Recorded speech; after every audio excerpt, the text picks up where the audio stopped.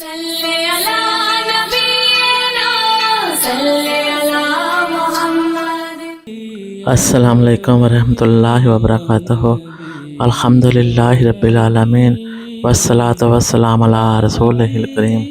ان اللہ و ملائکتہ یصلون علی النبی یا ایھا الذین آمنوا صلوا علیہ وسلموا تسلیما۔ اللہم صلی علی سیدنا مولانا محمد معدن الجود والکرم وآلہ وبارک وسلم۔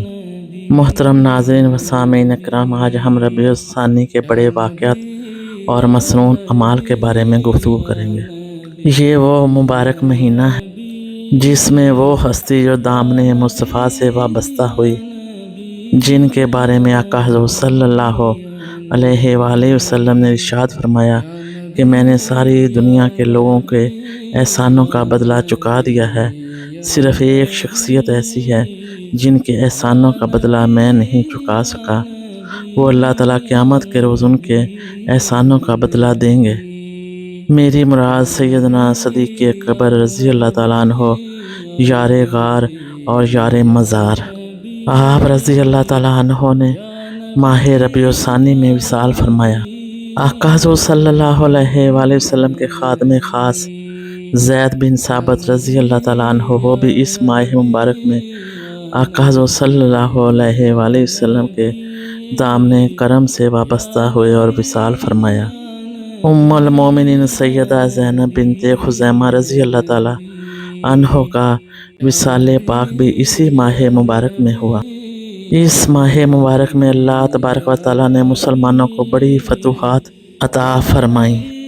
حضرت خالد بن ولید رضی اللہ تعالیٰ عنہ معرکہ یرموک میں اللہ تبارک و تعالیٰ نے بہت عظیم فتح عطا فرمائی۔ حضرت عبداللہ بن عباس رضی اللہ تعالیٰ عنہ بہت بڑے صحابی مفسر قرآن، ان کا وصال پاک بھی اسی ماہ مبارک میں ہوا۔ حضرت سیدنا فاروق اعظم رضی اللہ تعالیٰ عنہ کے صاحبزادے حضرت عاصم رضی اللہ تعالیٰ عنہ اسی ماہ مبارک میں وصال فرمایا۔ حضرت عبداللہ بن جعفر رضی اللہ تعالیٰ عنہ بہت بڑے سخی، جن کی سخاوت پر بھی کتاب لکھی جا سکتی ہے، ان کا وصال پاک بھی اسی ماہ مبارک میں ہوا۔ امام مالک عظیم عاشق رسول صلی اللہ علیہ وآلہ وسلم مدینہ منورہ میں کبھی جوتا نہیں پہنا تھا، ان کا وصال پاک بھی اسی ماہ مبارک میں ہوا۔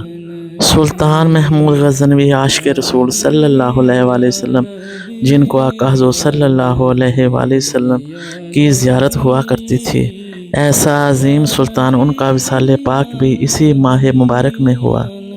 اور امام الاولیاء سیدنا شیخ عبد القادر جیلانی رضی اللہ تعالیٰ عنہ کا بھی وصال پاک اسی ماہ مبارک میں ہوا۔ اس ماہ مبارک میں کون کون سے اعمال کرنے چاہیے، ان کا کیا درجہ ہے، ان کے فضائل اور برکات کیا ہیں؟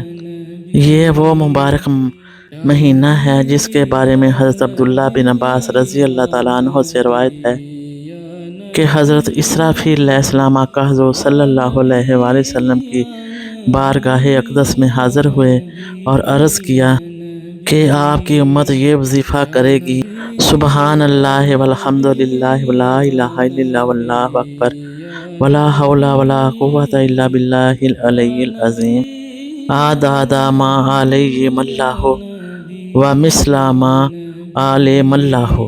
اور حضرت اسرافیل علیہ السلام نے عرض کیا کہ یا رسول اللہ صلی اللہ علیہ وآلہ وسلم، جو اس وظیفے کو مغرب اور عشاء کے درمیان پڑھے گا تو اللہ تبارک و تعالیٰ اس کو اس جماعت میں شامل کر دے گا جو کثرت سے اللہ تعالیٰ کو یاد کرتے ہیں، جو دن رات عبادت میں مشغول رہتے ہیں۔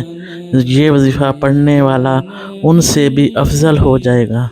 یہ کلمات مبارکہ جنت میں داخلے کا اسباب بن جائیں گے اور اس کے گناہ اس طرح جڑ جائیں گے جس طرح خشک درخت سے پتے جڑ جاتے ہیں، اور ان پر اللہ تبارک و تعالیٰ کی خاص نظر رہے گی اور دوزخ کا عذاب بھی اس شخص کو نہیں ہوگا، اور اس وظیفے کو پڑھنے کا ثواب کبھی ختم نہیں ہوگا۔ اس وظیفے کی ایک تصویر مغرب سے عشاء کے درمیان پڑھ لیا کریں۔ اس ماہ مبارک میں 4 رکعت روزانہ सूरत फातिहा के बाद सूरत इखलास 5 मरतबा, दूसरी रकत भी इसी तरतीब से पढ़ें। ये नवाफिल मगरिब से फजर से पहले पहले पढ़ सकते हैं। इन नवाफिल के पढ़ने वाले को 1000 नेकियां मिलती हैं और 1000 गुनाह माफ़ होते हैं। हजूर सैयदना गौसल आज़म रज़ी अल्लाह ताला अन्हो इस माह मुबारक में सलातुल खैर भी अदा करते थे, 100 रकत, वो भी जमात के साथ। और आप रज़ी अल्लाह ताला अन्हो 15 शबानुल मुबारक में भी सलातुल खैर का एहतमाम करते थे, बाकायदा जमात के साथ अदा फरमाते थे। तो रबीع सानी के हवाले से हमें एक रग़बत मिलती है, हम इस माह मुबारक में भी सलातुल खैर का एहतमाम करें। जहाँ से भी जो फैज़ मिलता है उसको समेटते जाएं, ताकि अल्लाह तबारक व तआला हमें और दुनिया और आखिरत की कामयाबियाँ नसीब फरमाए। अल्लाह तबारक व तआला खलूस दिल और इश्क व मोहब्बत के साथ हमें अमल करने की तौफीक अता फरमाए। आमीन सुम्मा आमीन। व आखिरु दावाना अनिल हम्दुलिल्लाहि रब्बिल आलमीन। जज़ाकुमुल्लाह खैर व अहसनल जज़ा।